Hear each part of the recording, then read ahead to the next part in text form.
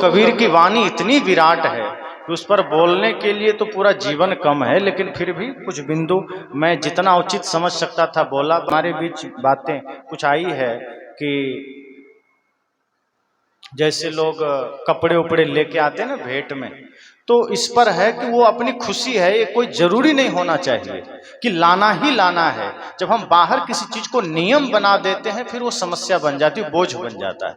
आप उपहार में करोड़ों दे दीजिए खुशी से, कोई दिक्कत नहीं है, लेकिन जब नियम बन जाता है 5 रुपया भी देने का तो आदमी चोरी करता है।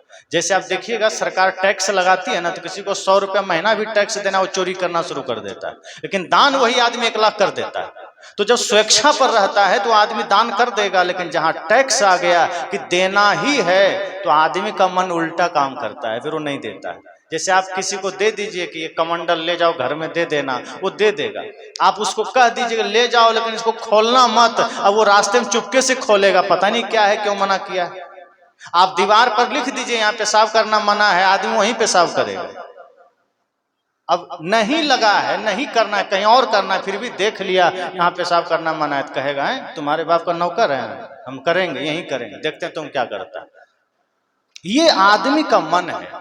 और आप वहां लिख दीजिए, अगर आप कहीं आप बढ़िया घर बना लिए, पीछे कहीं लिख दिए पेशाब करना मना है, आदमी करेगा। इसलिए अगर कोई ऐसा किए हैं तो मिटा दीजिएगा, वहां दूसरा चीज लिखिएगा, मैं बता रहा हूं। वहां लिखिएगा सावधान यहाँ पेशाब करना ही पड़ेगा, वो नहीं करेगा, कहेगा तुम्हारे बाप का नौकर है, हम कहीं और करेंगे, यहां तो बिल्कुल नहीं करेंगे।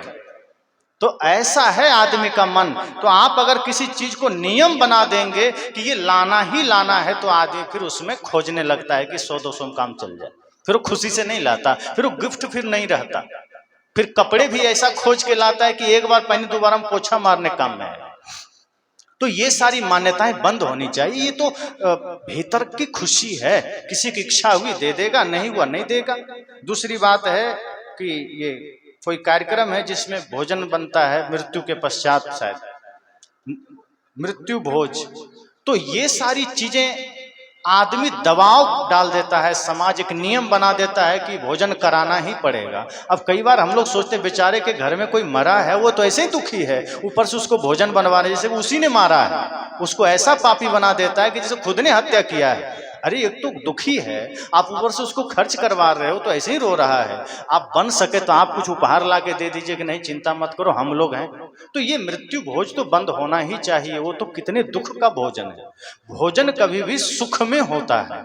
मैंने कहा था ना, भोजन जिस मानसिकता से बनेगा वो भोजन प्रसाद भी बन जाएगा। अगर प्रेम की मानसिकता से बना और रोते रोते दुख में बना तो भोजन जहर भी बन जाएगा। और मृत्यु भोज में जो भी भोजन बनता है वो जहर है, वो प्रसाद नहीं हो सकता, क्योंकि कोई खुशी से नहीं बनाता।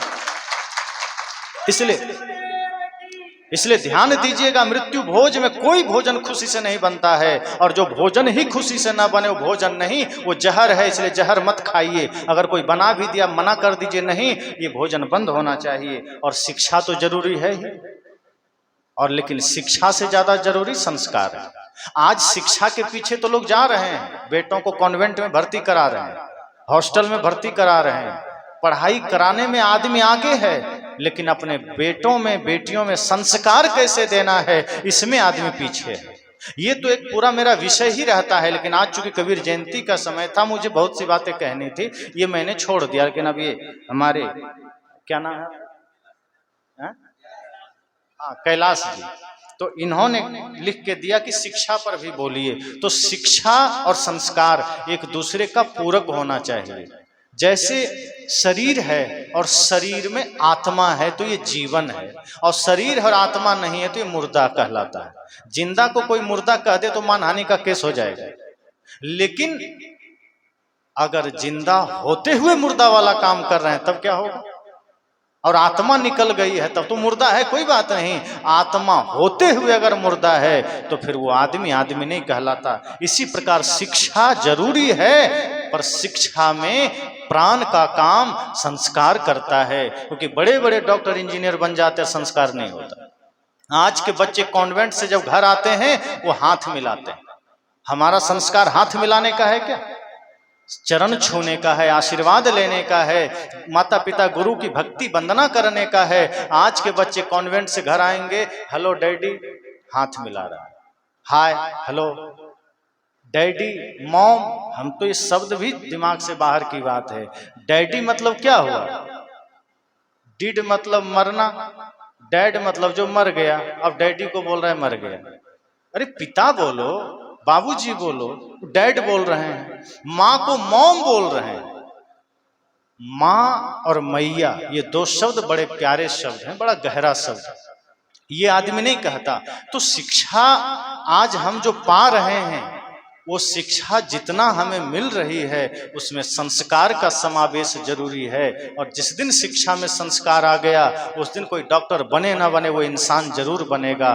उस दिन वो डॉक्टर बने ना बने वो इंसान जरूर बनेगा। लेकिन आज शिक्षा है, पर शिक्षा लेके कोई हिंदू बन रहा है, कोई मुसलमान बन रहा है, कोई डॉक्टर बन रहा है, कोई इंजीनियर बन रहा है, कोई भक्त बन रहा है, कोई भगवान बन रहा है, इंसान कोई बन ही नहीं रहा है। सदगुरु कबीर कहते हैं, मैं किसी को हिंदू मुसलमान नहीं बनाता, मैं किसी को विद्वान भगवान नहीं बनाता, मैं लोगों को इंसान बनाता हूं। और इंसान बनने की शिक्षा सदगुरु कबीर के मंच से मिलती है। इसलिए आप ABCD की शिक्षा पाइए, क ख की शिक्षा पाइए, सारे शास्त्र की शिक्षा पाइए, लेकिन संस्कार प्राण का काम करता है। जैसे अभी आप यहाँ दिया जलाए हैं, इसका ज्योति बुझा दीजिए, दिया 2 कौड़ी का भी नहीं, भले ही सोने का दिया हो, लेकिन ज्योति जल रही तो मिट्टी का दिया भी कीमती हो जाता है। इसी तरह से आदमी जब चाय पीता है तो चाय का प्याला नहीं देखता है, चाय की क्वालिटी क्या है वो देखता है। सोने के कप में चाय दीजिए और एकदम 1 नंबर घटिया चाय दीजिए, आदमी एक घूंट लेके फेंक देता है। लेकिन मिट्टी के कप में चाय बढ़िया है, कहते वाह क्या चाय है। यही है जीवन में शिक्षा और संस्कार। शिक्षा के पीछे तो आप कोशिश करते ही हैं, शिक्षा चाहिए भी, लेकिन उस शिक्षा में संस्कार चाहिए। आप अपने बच्चों को, अपने बच्चियों को संस्कार दीजिए। कौन सा संस्कार देना है? माता पिता गुरु की भक्ति का संस्कार दीजिए, राष्ट्र भक्ति का संस्कार दीजिए, समतावादी विचार दीजिए, मानवतावादी विचार दीजिए। संप्रदायवाद मत डालिए उसमें। बच्चे का जन्म हुआ, कहते हैं ये दादा दादी हैं, मामा मामी हैं, फूफा हैं, सबका परिचय करा दिया। ये तुम्हारा खेत है, ये गाड़ी है, ये बंगला है, ये धन है, परिचय करा दिया। आपने कभी ये सोचा कि हम बच्चे को ले जाएं और कबीर साहब के सामने कहें ये देखो संत सम्राट सदगुरु कबीर साहब है, ये देखो भगवान बुद्ध हैं। फिर वो पूछिए कौन है तो बताओ उनके बारे में, उनकी जीवनी पढ़ाओ।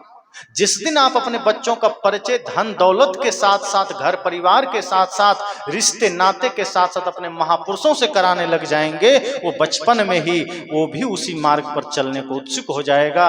बचपन में ही वो भी माता पिता गुरु भक्त हो जाएगा, राष्ट्र भक्त हो जाएगा, और वही मानवतावादी विचार का उन्नायक बन सकेगा, वही मानवतावादी विचारों का संवाहक बन सकेगा। इसलिए शिक्षा भी दीजिए, संस्कार भी दीजिए, उसे विद्यालय भी भेजिए और संतों के पास भी ले जाइए।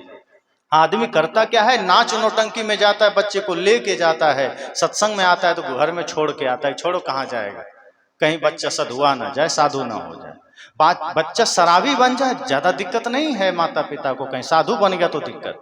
कहता क्या करें, एक ही वो बेटा है। अब वो आपको बड़ा होने के बाद वृद्धाश्रम में डाल रहा है, आप रो रहे हैं, लेकिन फिर भी बेटा चाहिए सामने।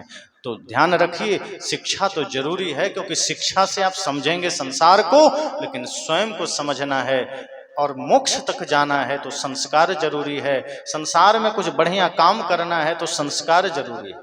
जिसके पास संस्कार नहीं है वो कभी भी समाज के लिए नहीं सोच सकता, वो कभी भी माता पिता का सम्मान नहीं कर सकता। फिर वो हाथ ही मिलाएगा, वो फिर चरण स्पर्श करके आशीर्वाद नहीं लेगा, फिर वो आपकी सेवा नहीं करेगा।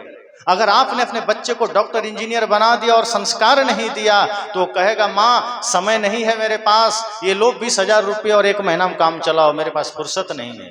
लेकिन आपको ध्यान देना चाहिए कि माँ और पिता आपके पैसे के भूखे नहीं हैं। वो कहता है 20,000 तुम ही मेरे से ले लो, बस तुम अपना समय मुझे दे दो, क्योंकि मुझे तुम्हारा समय चाहिए, तेरा धन नहीं चाहिए। लेकिन आज बच्चे को अगर संस्कार आपने नहीं दिया तो आपको पैसा फेंक करके निकल लेगा और वो आपको आपका बात भी सुनने को राजी नहीं होगा। आज माँ बाप दुखी क्यों है? वो ये इसलिए दुखी नहीं है कि भोजन नहीं मिल रहा, भोजन तो नहीं ही मिलता है। बहुत जगह ऐसे भी माँ बाप हैं जिनको बच्चे भोजन नहीं देते, लेकिन माता पिता ज्यादा दुखी इसलिए हैं कि बेटा समय नहीं देता, बहुत समय नहीं देता। और कुछ बोला तो चुप करा दिया कि जाओ तुम पीछे के रूम में या कहीं अलग रूम में, तुम हमारे बीच मत रहो। जो बच्चा 10-10 सवाल करता था, माँ पिता जवाब देते थे। जो बच्चा जिद करता था वो सब कुछ पूरा होती थी। आज वो माँ बाप अगर बीच में कुछ बोल दें तो बच्चे मुंह बंद करा देते हैं। इस सब शिक्षा के साथ साथ संस्कार अगर देने लगे तो ये सारी समस्याओं से मुक्त होंगे हम। और हमारा भारत तो वीरों की भूमि है, हमारा ये देश तो सती साध्वियों की भूमि है, वीरांगनाओं की भूमि है। हम पाश्चात्य जगत के अंधानुकरण में कैसे भागते चले जा रहे हैं? हमें तो उस संस्कृति को याद करना है जहां सर्वे भवन्तु सुखिनः का भाव है, जहां वसुधैव कुटुंबकम का भाव है, जहां चीन, जापान, फ्रांस, अमेरिका और पाकिस्तान अभी भी चाहता है हमारी सीमा बढ़े, वहां भारत सदैव चाहा है सब खुश रहे। हमारी सीमा घट भी गई, भारत आज भी कहता है सर्वे भवन्तु सुखिनः। तो भारत तो वो देश है जो सत्य चाहता है, प्रेम चाहता है, न्याय चाहता है। लेकिन उसी मिट्टी में आज जन्म लेने वाले बच्चे आज स्वार्थी बनते चले जा रहे हैं। आज उसी मिट्टी में जन्म लेने वाले लोग कहते हैं नहीं, मुझे बस चाहिए देश जाए भाड़ में, यही कहता है लोग। अगर यही सोच लिया होता बाबा साहेब अम्बेडकर ने, सोचो क्या होता। यही सोचा होता भगत सिंह ने, सोचो क्या होता कि जाए देश भाड़ में, हमको तो खाना कमाना है। वो फांसी पर लटक गए, किसके लिए? हमारे आपके लिए। सीमा पर हमारे जवान 30-40 हजार में नौकरी करते हैं, कोई पैसे पर नौकरी नहीं कर रहे हैं। 30-40 हजार नौकरी के लिए वो नहीं गए, देश के लिए कुर्बान होने गए हैं।